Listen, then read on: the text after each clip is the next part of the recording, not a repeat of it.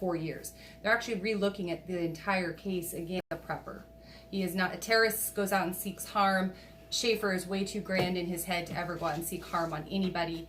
And to have him in a CMU has been absolute torture. The informants, Bill Fulton, who was there today, looking so prettiest little, all the camo, and you were so hardcore. At any rate, dollars of taxpayer money, and Schaefer Cox has been sitting in a communication management unit and would never harm us. So I don't know if he should be. If I could, maybe that's unchristian of me, but I would. One point that has to be made: the judge, after the final defense stance, asked, "Do you those two?" I think it was Olson. We're not quite sure, but anyway, obviously the prosecutors were very afraid of having those witnesses cross-examined. They got their tail handed to them today. Something that he might do or could do in the future, or set in jail for what he feels. A hit team's going to come after my family, and literally they literally had his wife on the ground and children, a baby, and I think his daughter was 2 to 4 years old. They're failing to mention all this for hours with guns pointed at them, and yet Schaefer is the one who's got some misplaced fears. Yeah, and the government is the one who has this conspiracy that people are coming after them. Mm-hmm. Yeah. And here they're locking him up for afraid that they're going to come after Schaefer. Yep. He's in jail for what he was fearing.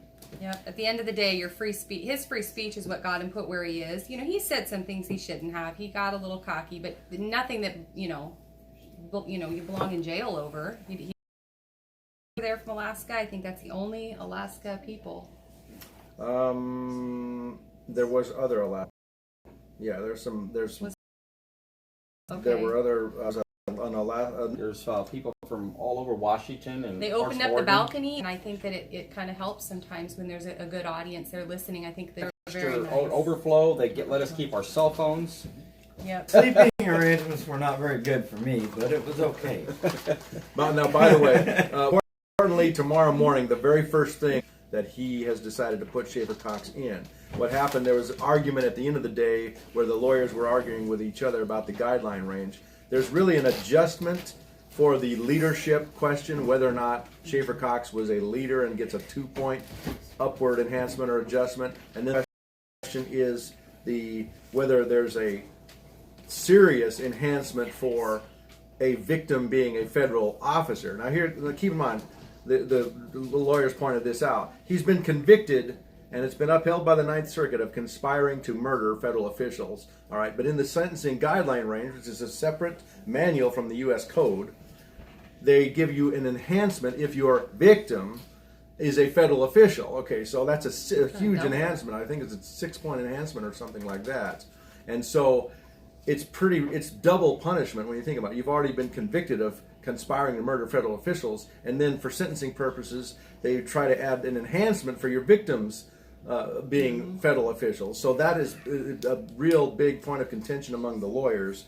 That just before the rest of the sentencing hearing gets underway. I feel like this judge is listening. He's being attentive. I mean, the whole court is a kangaroo court, or we wouldn't be here. Schaefer wouldn't have spent the last decade in prison. But I really feel like this judge is taking this that he gets time served, and then definitely cannot go back to that CMU. If the judge has heard everything he's heard in the CMU, we've got one was proven to be nothing like what they said. That was the headlines. Militia leader gets incarcerated for doing a 2-for-1 to kill federal officials. It had nothing to do with Schaefer. And again, everything was contingent. Schaefer and Lonnie Vernon, hey, we're just going to have to get violent. So it was a contingent. If they're coming. Yeah, completely contingent. Well, what if they took? What if you took your kids or hurt your family? What are you going to do if they hurt your family? Yeah, it was not a conspiracy to murder in any sense. It was on events that likely to happen. Now, I actually a statement to say it is not conspiracy to murder. If you say, if somebody breaks into my house today and shoots my child, will you kill them to save us? That's essentially what Schaefer did under the pressure of that informant. That's essentially what he said. Okay, if they take my kid, then.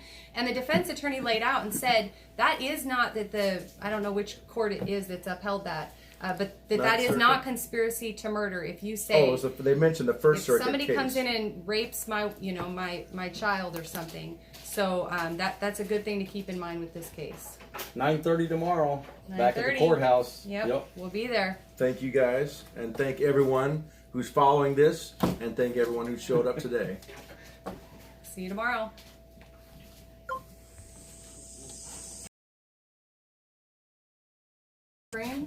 Which mine was? This one was. Okay. Okay. The bottom one wasn't? It must just send back up to Wi-Fi. Yeah. So I think I did a pretty good one. You can check it if you need to put it and post it. I tried to. How'd we do? How many total Dan, were minutes? You did really good. we fairly accurate? 29.